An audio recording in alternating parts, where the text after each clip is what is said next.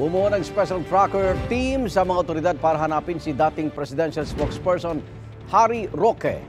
Ayon kay PNP Chief General Romel Marbil, hindi lang mga tauhan ng Criminal Investigation and Detection Group, CIDG, at Philippine National Police ang kabilang dito, kundi pati mga taga-National Bureau of Investigation at Bureau of Immigration.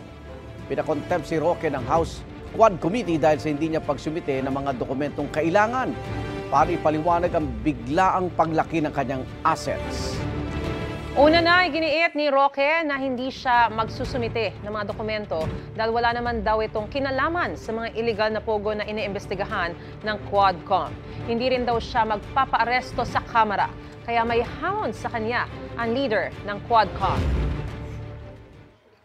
Itong hinihingi namin dokumento sa iyo ay may kaugnayan doon sa iyong alleged involvement dito sa usapin sa illegal pogo. Magpakalalaki ka, umarap ka dito sa amin, hindi yung nakatalikod ka palagi sa quad. Paliwanag mo sa amin kung bakit tumaas ang value, ang net worth ng iyong korporasyon na kung saan ay may kaugnayan doon sa Lucky South 99.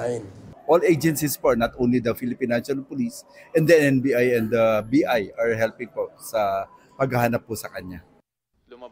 Kabilang naman sa mga imbitado sa Quadcom hearing bukas, si dismissed Bamban Tarlac Mayor Alice Guo.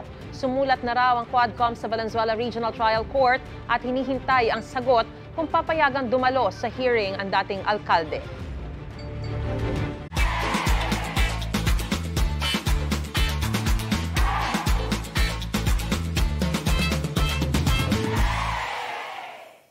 Igan, mauna ka sa mga balita. Mag-subscribe sa GMA Integrated News sa YouTube.